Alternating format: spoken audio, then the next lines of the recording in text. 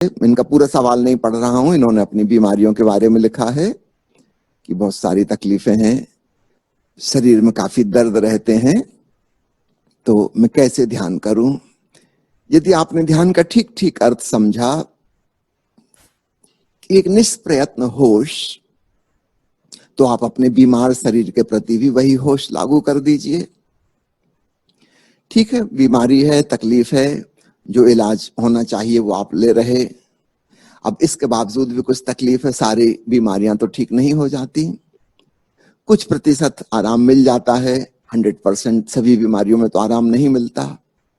तो कुछ हैं एक्यूट इलनेस जो थोड़े दिन की हैं, ठीक हो जाती हैं। कुछ हैं क्रॉनिक इलनेस, कुछ हैं एज रिलेटेड प्रॉब्लम्स, अब जो एक बार हो गए तो बस रहेंगे ही रहेंगे। थोड़े अप्स एंड डाउन्स होते रहेंगे, कभी कम कभी ज्यादा, लेकिन पूरी तरह खत्म नहीं होंगे। अब ऐसे रोग की अवस्था में हमें तथाता भाव, स्वीकार भाव अपनाना चाहिए। तो अपने ध्यान साधना का एक अनिवार्य हिस्सा तथाता भाव है। जो हमसे बन सका शरीर को ठीक करने के लिए वह चिकित्सा हम कर रहे हैं। इसके बावजूद भी जो कष्ट बचे हैं, अब उसको स्वीकार कर लो और तुम पाओगे तुम रिलैक्स हुए। और इस रिलैक्सेशन में साक्षी भाव सद जाएगा, एक रिलैक्स्ड अवेयरनेस। अगर कोई तकलीफ ना हो तो काफी संभावना है हम सो जाएंगे। तो चलो इस तकलीफ का उपयोग कर लो, ये तकलीफ हमें जगाए रखती है। Take it as a support, as a help in keeping awareness.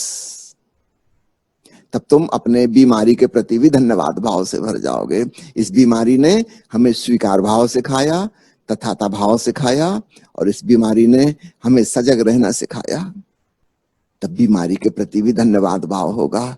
आज किसी एक व्यक्ति ने सवाल पूछा है, लेकिन हम सबकी उम्र बढ़ रही है, उम्र के साथ साथ बीमारियां बढ़ रही हैं। कभी ना कभी ये दिन आएगा कि क्रॉनिक तकलीफें हो गई। तो ये सवाल सभी के लिए समझना महत्वपूर्ण होगा। सब चीजें हमारे हाथ में नहीं है। कल मैं एक चुटकुला पढ़ रहा था कोरोना के बारे में। एक डॉक्टर सलाह दे रहा था कि देखिए, कोरोना के संबंध में इस बीमारी के बारे में हमारे हाथ में कुछ नहीं है, पर फिर भी हाथ धोते रहिए। है हमारे हाथ में कुछ नहीं, मतलब बस हाथ धोते रहिए। फिर भी क्रॉनिक इलनेस के बारे में भी एक दिन यही स्थिति आ जाती है कि डॉक्टर हैंड्स अप कर देते हैं कि हमारे हाथ में अब कुछ नहीं है, अब इतना कष्ट तो रहेगा ही। स्वीकार भाव को अपनाओ और ऐसा इंतजार नहीं करना कि अब वो दिन आएगा बुढ़ापे का तब करेंगे। अभी से अपनाओ, छोटी छोटी चीजों में अपनाओ। अभी भी कुछ ना कुछ तकलीफ तो हो रही है।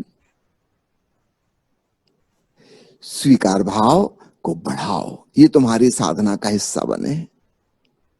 जब कभी कुछ लगता है प्रतिकूल हुआ, समझो किसी ने आपके बारे में अफवाह उड़ा दी, कुछ बदनामी कर दी, अहंकार को चोट लगी, स्वीकार कर लो, this is how life is. लोग ऐसे हैं। तेज बरसात हो गई, ह्यूमिडिटी आ गई, कभी तेज सूरज निकला है, बड़ी गर्मी हो गई, स्वीकार लो।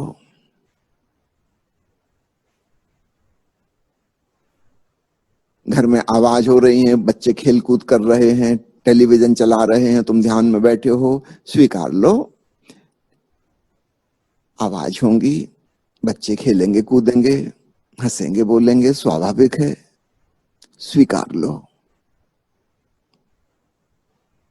छोटी छोटी चीजों में स्वीकार भाव को अपनाओ, तभी तुम एक दिन बड़ी बीमारियों को स्वीकार सकोगे और अंततः इसका सदी परिणाम ये होगा, एक दिन मृत्यु को भी स्वीकार सकोगे।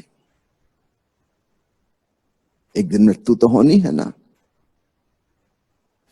और जो व्यक्ति स्वीकार भाव के संग, शांति के संग, आनंद के संग मृत्यु में प्रवेश कर गया, वह जीवन मरण के चक्र से मुक्त हो गया।